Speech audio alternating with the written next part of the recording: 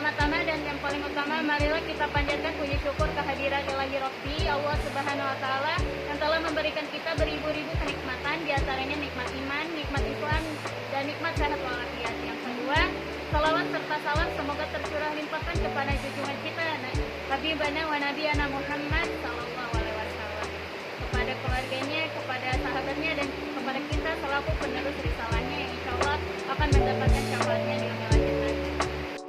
Dalam Islam, bertetangga itu memiliki hak-hak tertentu. Terdapat dalam firman Allah di dalam surat An-Nisa ayat 36 yang berbunyi, A'udzu billahi minasyaitonir rajim.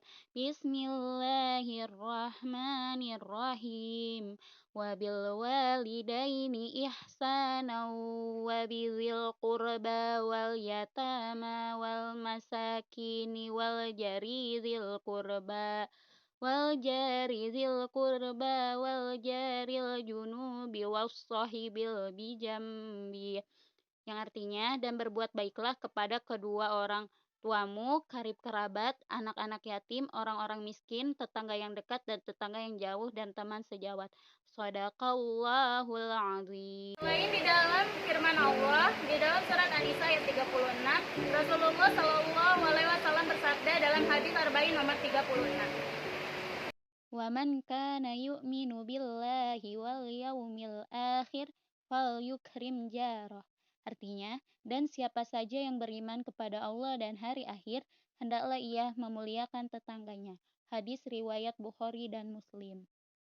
Dari dalil di atas, kita dapat menyimpulkan bahwa dalam Islam kita diperintahkan untuk berbuat baik kepada tetangga yang dilandasi dengan beriman kepada Allah dan meninggalkan larangan yang dilarangnya.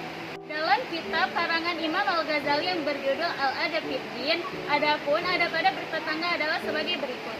Adab bertetangga menurut Imam Al-Ghazali yakni mendahului berucap salam, tidak lama-lama berbicara, tidak banyak bertanya, menjenguk yang sakit, berbela sungkawa kepada yang tertimpa musibah, ikut bergembira atas kegembiraannya, berbicara dengan lembut kepada anak, tetangga dan pembantunya, memaafkan kesalahan ucap, menegur secara halus ketika berbuat kesalahan, menundukkan mata dari memandang istrinya, memberikan pertolongan ketika diperlukan, tidak terus-menerus memandang pembantu perempuan. Di sini saya akan membahas 3 adab tentang bertetangga. Yang pertama adalah memberi salam. Pertama, adab dalam bertetangga adalah memberikan salam. Kenapa memberikan salam dijadikan adab pertama dalam adab bertetangga? Karena dengan memberi salam, kita dapat dinilai sopan oleh orang lain. Dan ketika kita memberi salam, berarti artinya kita mendoakan orang yang kita berikan salam. Dan ketika orang yang kita beri salam menjawab, itu artinya mereka kembali mendoakan kita agar hidup kita sejahtera. Yang kedua, adab bertetangga adalah tidak mengganggu orang lain. Dalam hadis, Man kana yu'minu billahi wal yaumil akhir fala yu'zil jarah. Hadis riwayat Bukhari, Rasulullah Shallallahu alaihi wasallam bersabda, barang siapa yang beriman pada Allah dan hari akhir, maka hendaknya tidak boleh mengganggu tetangganya. Dalam hal ini, konteks tidak boleh mengganggu tetangga adalah contohnya, ketika kita ingin mendengar musik secara kencang-kencang, itu dapat mengganggu tetangga kita. Kenapa? Karena mungkin mereka akan keberisikan dengan musik kita.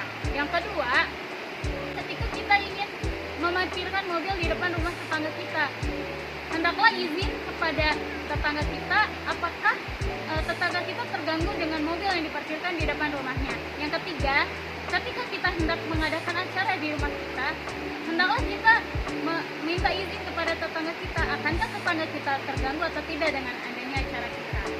Yang ketiga, adab bertetangga adalah menjenguk orang sakit. Kenapa menjenguk orang sakit dijadikan adab bertetangga yang ketiga? Karena kita sebagai tetangga adalah orang yang akan pertama dimintai bantuan, karena tetangga adalah saudara yang paling dekat dengan kita. Dengan kita menjenguk tetangga kita, saudara-saudara terdekat kita, itu artinya kita mendoakan dia semoga cepat sembuh. Dan kesembuhan itu berasal dari ketenangan. Maka dari itu, ketika kita mempunyai tetangga yang dekat dengan kita, hendaklah kita melakukan adab-adab dalam bertetangga agar dalam bertetangga menjadi tentram, damai, dan aman. Sekian dari saya. Mohon maaf bila ada kekurangan. Semoga bermanfaat. Wabillahi taufiq wal hidayah. Wassalamualaikum warahmatullahi wabarakatuh.